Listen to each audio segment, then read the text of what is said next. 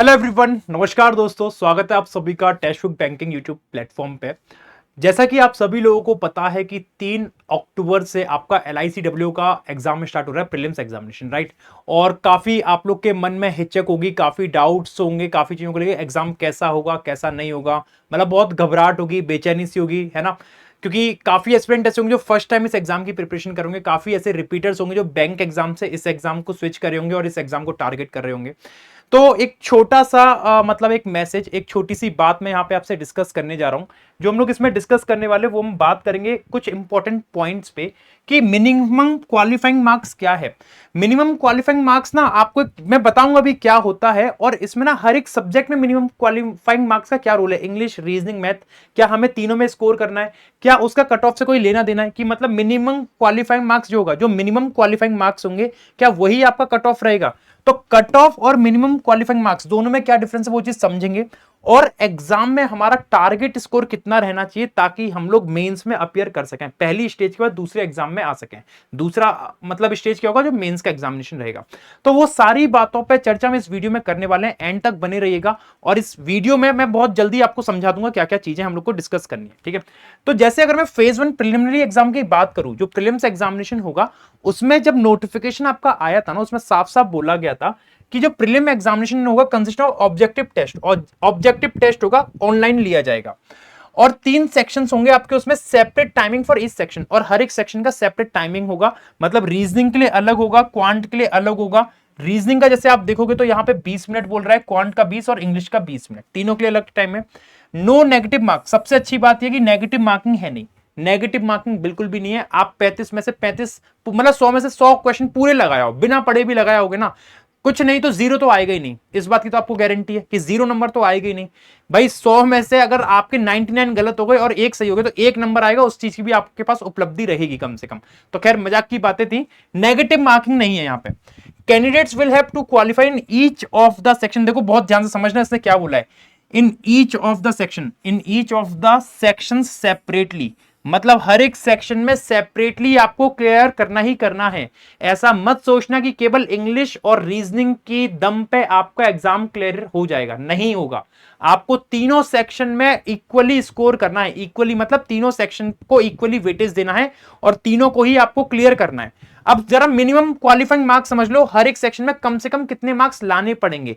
जो cut off होगी वो डिफरेंट होगी, लेकिन जो एक पैरामीटर सेट है कि आपको मिनिमम इतना तो स्कोर करना ही करना है इस सब्जेक्ट को या इस सेक्शन को निकालने के लिए। तो रीजनिंग की बात करें, 35 क्वेश्चन आएंगे 35 मार्क्स के। मीडियम ऑफ एग्जाम जो रहेगा, जो आप दे सकते हो एग्जाम को, इंग्लिश और हिंदी दोनों लैंग्वेज में दे सकते हो। आपको जो मिनिमम क्वालिफाइंग मार्क्स है स्कोर करने के लिए दो कैटेगरीज में बांटा है। एक SC ST और PWD, उनके लिए 16 मार्क्स मिनिमम है इस सेक्शन में स्कोर करना। कट ऑफ कितनी रखेगा एग्जामिनर वो उस पर डिपेंड करेगा, 35 में से हो सकता है 20 कट ऑफ रख दे, 22 रख दे, 23 रख दे, 24 रख दे, लेकिन मिनिमम तो 16 आपको स्कोर करना ही करना है।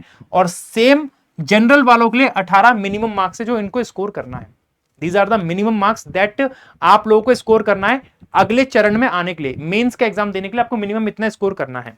और अगर मैं क्वांट की बात करूं, क्वांट सेक्शन में 35 में से 35 क्वेश्चन आएंगे, 35 क्वेश्चन 35 मार्क्स, 16 नंबर वही SC ST और PW person with benchmark and disability वालों के लिए, PWBD वालों के लिए, और 18 मार्क्स अदर्स जैसे जनरल हो गया, OBC हो गया, उन सभी लोगों के लिए 18 मार्क्स का एक पैरामीटर सेट है।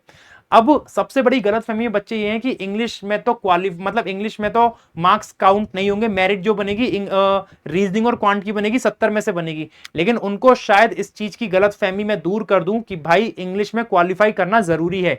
बेशक इंग्लिश के मेरिट मतलब इंग्लिश के जो मार्क्स है मेरिट में काउंट नहीं होंगे, but it is mandatory to qualify in the English section as well. English को भी आपको निकालना जरूरी है। 30 नंबर के क्वेश्चन आएंगे, 30 मार्क्स का रहेगा, मोड ऑफ एग्जाम इंग्लिश ही रहेगा। आपकी जो मिनिमम क्वालिफाइंग है 9 for the SC ST and PWD, और जो 10 हैं वो आपके जनरल के लिए हैं। तो इट मींस कि आपको क्वालिफाई करना पड़ेगा इंग्लिश में भी, मतलब आपको 10 नंबर लाने मैंडेटरी हैं अगर आप जनरल और OBC से हो, और अगर आप SC ST PWD से हो तो आपको 9 नंबर लाने जरूरी हैं। बेशक ये नंबर आपके मेरिट में काउंट नहीं होंगे, but you have to qualify this section as well. Remember this point, remember this point.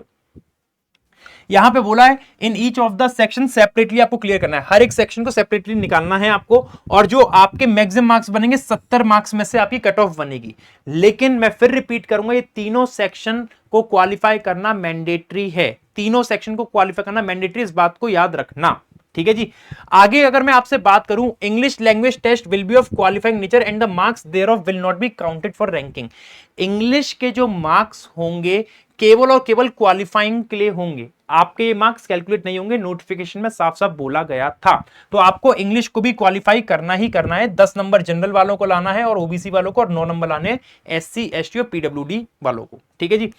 और कट ऑफ जो रहेगी ना, कट ऑफ आपकी 70 में से कुछ भी जा सकती है, लाइक 40 50 55 कुछ भी जा सकती है। ये तो एक मिनिमम नंबर बता रहा हूं कि मिनिमम इतना आपको सेक्शन में अटेम्प्ट, मतलब इतना आपको सेक्शन में लाना ही लाना है। ओवरऑल कितना लाना है उस पर भी हम चर्चा करेंगे अभी।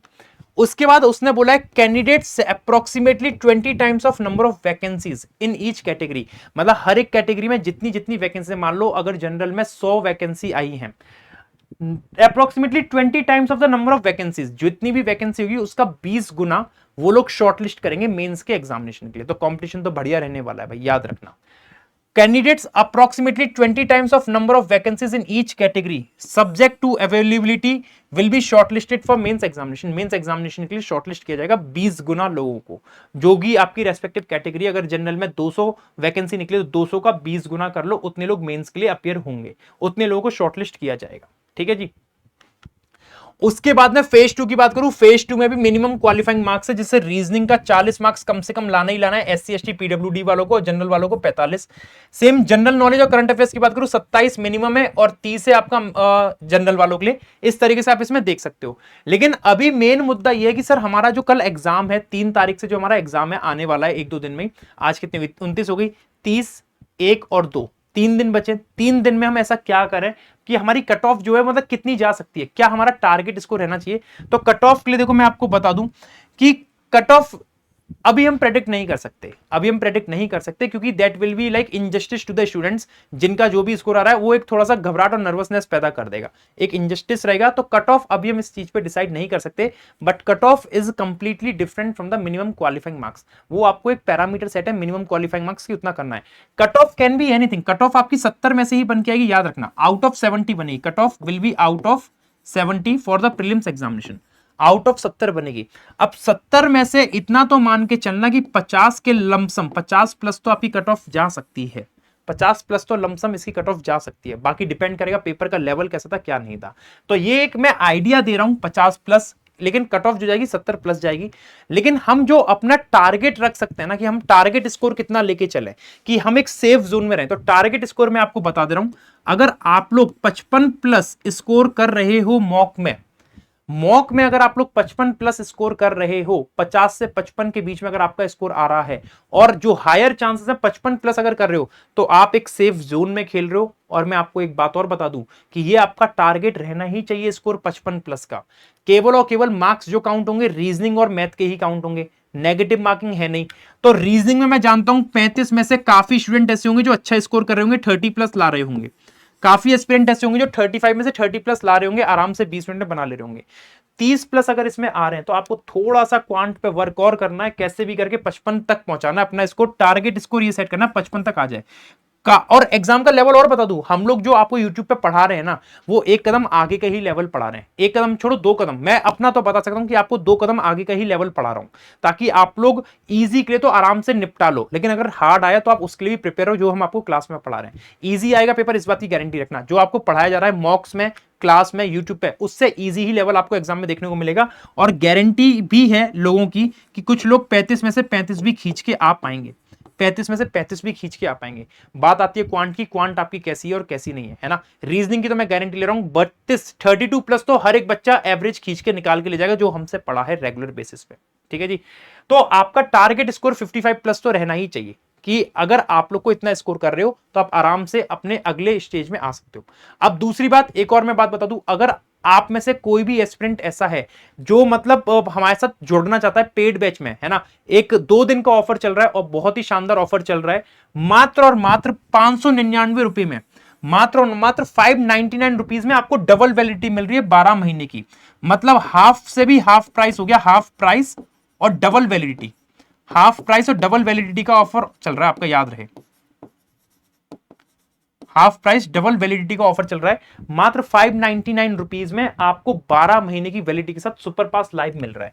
इस सुपर पास लाइव का पता है क्या मतलब है? सुपर पास लाइव का मतलब है कि आपके पास बैंकिंग के और इंश्योरेंस के एग्जाम के जितने भी एग्जाम आते हैं, जितने भी उनके बैचेस हम लोग लॉन्च करेंगे, रिकॉर्डेड तो अवेलेबल है ही, प्री जो आपके लाइव बैचेस आएंगे वो सब आपको इसमें एक्सेस मिल जाएगा अगर आप इस सुपर पास लाइव में एनरोल कराते हो।